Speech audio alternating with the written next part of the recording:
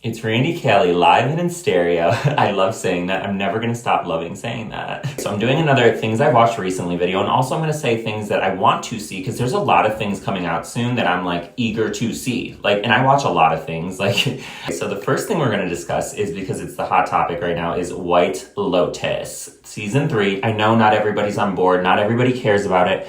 I'm a big fan. I'm loving the 3rd season. I've seen all the seasons. Personally, I see a lot of hate for the 3rd season online. A lot of people are like, it's kind of boring, it's not moving, oh my god, blah, blah, blah. I think it's my favorite season. Like with the first 2 seasons, I remember liking them, but I don't remember ever being super invested in it. Maybe because I wasn't watching it week by week. I was like late to the game, so I literally just binged it. So I was like, okay, it's good, but like, okay, whatever. And I wasn't even super excited for the 3rd season. I was like, we'll see if I even watch it, but I'm so into it. I love it. We're almost to the end. Actually, tonight is episode 7, and then there's one more episode after this. I'm like so excited. My opinions of people have shifted since episode 1. So my favorite storyline within season 3 are the 3 blondes. Like, I'm loving them. Like, every time they're on screen, I am captivated. I'm locked in. I'm like, oh my god, this is so good. Like, you know, those bitches like hate each other. It's so funny because I've been in friendships exactly like them, where one person goes away and the other 2 are talking about that person. They're talking shit. Like, everyone, especially if you're a girl or you're gay, like, you know exactly what that is. Like, there's passive aggressiveness. It's fake. Like, it's super fucking fake, but it's so funny to watch, like, because it's so realistic. Of those 3 blondes, I like Lori the most, and I actually really like Kate. I feel like she's the middle girl. Like, I mean, they're all fake in their own way, but I can kind of understand their frustration because, like, especially Lori's frustration, because Jacqueline, like, she clearly thinks she's the superior one. She's the actress. She's the famous one. She's also clearly the most attractive woman of the 3. That's my opinion. I think she's the prettiest, but like, they're all pretty, but like, I could see why Lori's like, this bitch. Like, you can just feel the tension with those 3. Like, it's so funny to me. Like, oh my god. And then I like Parker Posey's character. I mean, she's kind of annoying because she's always like high as shit, or like she just talks stupid.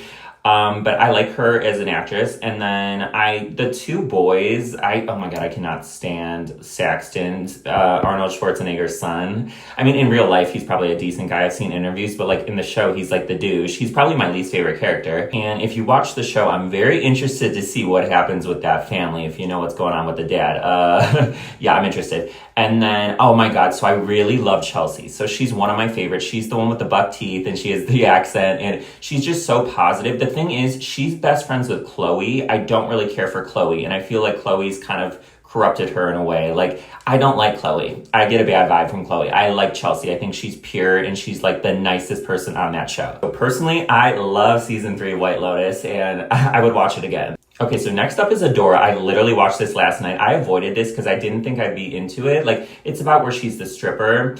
And this movie won a bunch of awards, including Best Actress for the main actress. Okay, so I liked it. It's just really freaking long. It's literally 2.5 hours, so it kind of drags. They could have cut shit out, for sure. This isn't going to be much of a shock because it literally is about a stripper, but this is a very vulgar, very inappropriate movie. Like, I don't think I've heard the F word more in a movie in my life. Like, it is fuck this, fuck that, fucking motherfucker. I can understand why she won an award for this role, because this took a lot for a person to do. Like, I felt like this took a lot as an actor and she did really well. And I don't like that actress. I can't stand her. She's in Scream 5. If you know, you know. Like, her face annoys me. Her attitude annoys me. I just don't like her. But in the film, I actually liked her acting. I didn't like her character, but I liked her acting. I was like, okay. So I would say it's a good film, but it's not going to be for everybody. And there's really only one character in that entire movie that I like, and it's not the main bitch. So yeah, that tells you something. Like, nobody's likable at all. Okay, so this next one kind of traumatized me, not gonna lie. And I've seen like almost every horror movie to exist.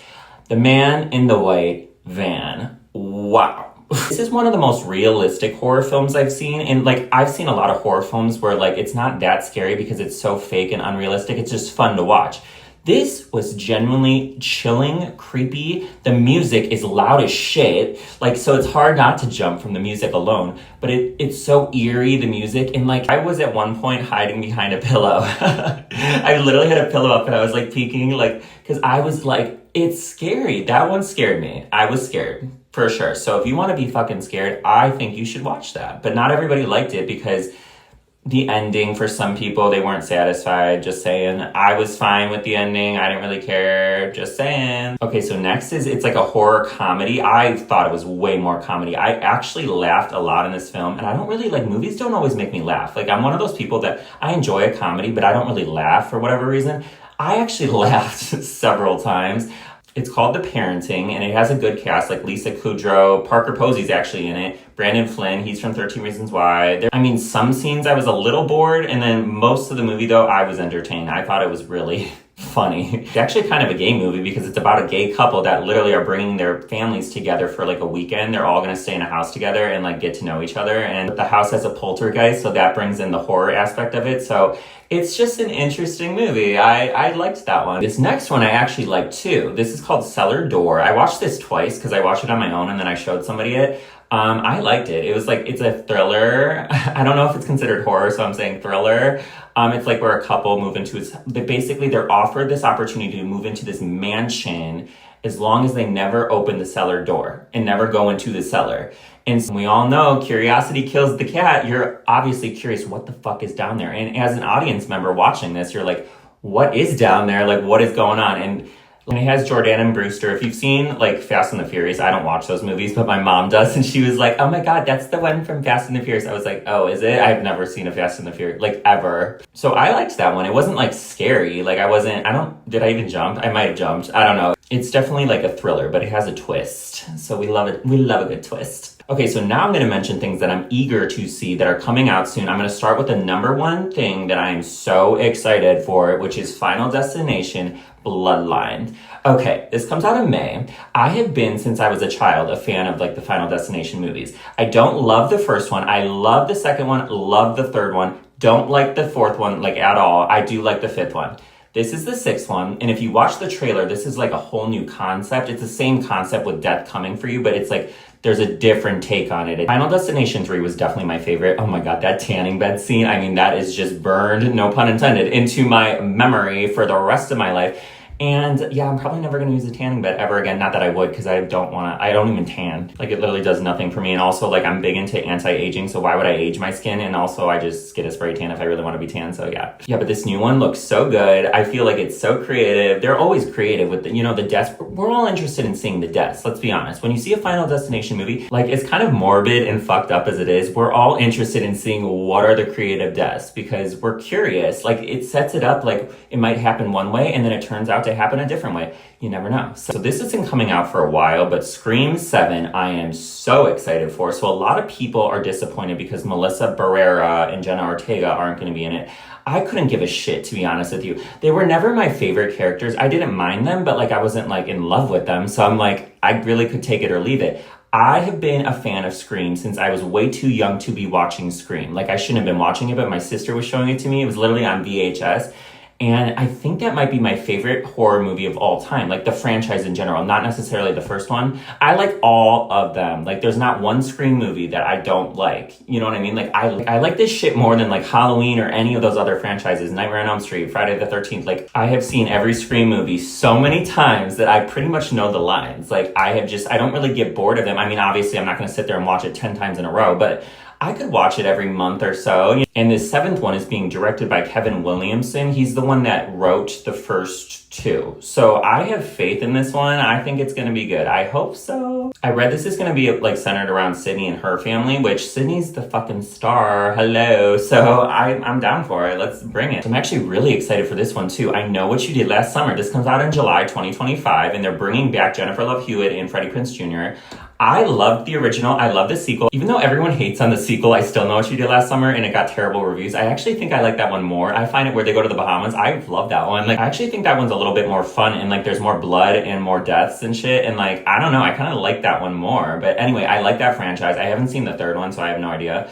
But I'm excited for this new one. So this one, most people probably don't know what it is yet. I saw the trailer for this when I was seeing The Monkey, and it has Dave Franco in it and Alison Brie. It's very vague in the trailer. You don't really know what's going on, but it's it looks good. Like, it looks psychological. And I'm like, I want to see that. That doesn't come out till August. I can't even describe it to you because I don't know what the fuck is going on in the trailer, but it looks creepy and it looks weird. And I would just say, watch the trailer. It's called Together if you really want to see. Okay, so this final one is called Drop. It comes out in April sometime, so it's coming out really soon. And it's where this girl, actually, she's from White Lotus season 2, Megan Fahey, I think her name is. She's like going on a first date and she has to basically kill her date.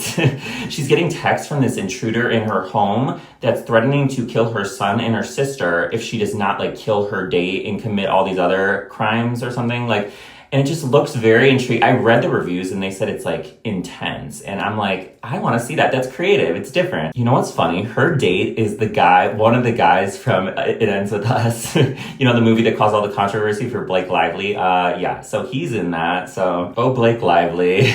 I'm still indifferent with her. I don't know about Blake Lively. People really hate this girl on the internet. It's like wild. I'm like, we don't even know her. I don't know. We don't know the answers to any of this. I don't like her. Like, I'm not defending her. I'm just saying, like, I'm not going to go on the internet and be like, fuck Blake Lively. Like, oh my God. Same thing with Maddie Ziegler with this whole Snow White thing. Like, people are coming for her and I don't like her at all, actually. Like, I prefer Blake Lively over Maddie Ziegler. She does seem very smug and conceited, which I don't typically care if somebody's conceited, but I don't like the way she goes about it. She doesn't do it in a funny way.